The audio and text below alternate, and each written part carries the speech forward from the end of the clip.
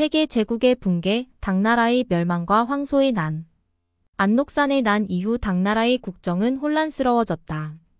당 중앙정부와 번진의 갈등, 조정 내부에서의 황관 세력, 권력을 향한 암투의 심화와 이에 따른 민생의 어려움이 모두 겹쳐진 결과였다.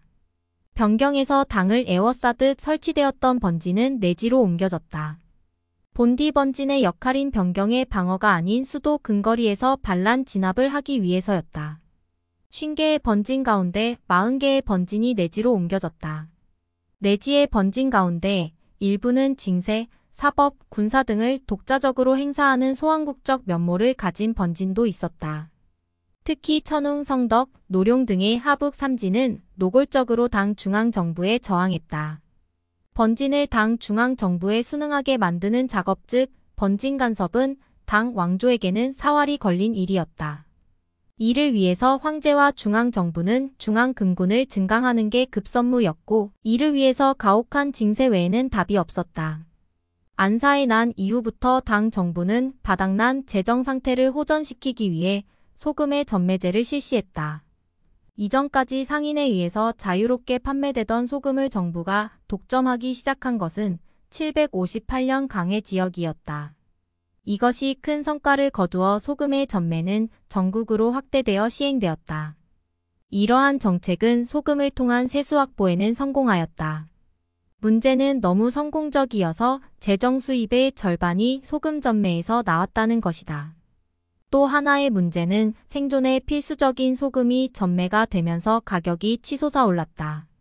소농민은 정상적으로 소금을 살 수 없어 소금 밀매업자는 필수 불가결한 존재가 되었다.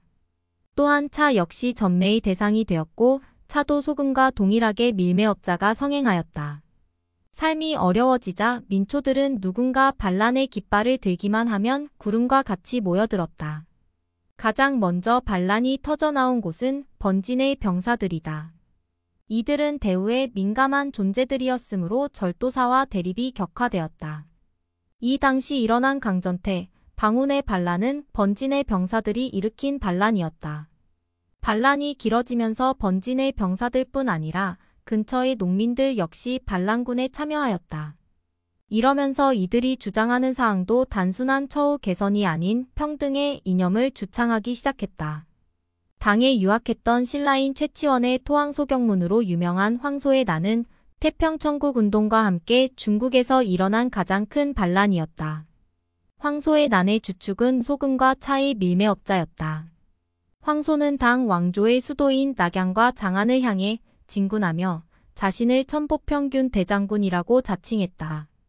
빈부의 격차가 없는 평균을 행하는 장군이라고 말한 것은 자신의 지지층의 주장을 대변하는 것이었다. 각지에서 일어난 반란은 번진의 자립화 움직임을 전국적으로 확대시켰고 황소의 난이 휩쓸었던 화북, 화중, 화남이 피해가 극심했다.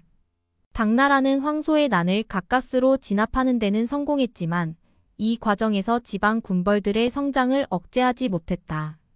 또한 희종이 반란을 피해 파천했던 사천도 반란의 화를 피하지 못했다. 당 중앙정부는 장안 일대만을 지배하는 일개 지방 정권으로 전락했고 결국 주전충 군벌에 의해서 멸망하게 된다. 이렇게 제국을 칭하던 당나라는 20대 황제 애제를 끝으로 300년의 역사를 마무리하게 된다.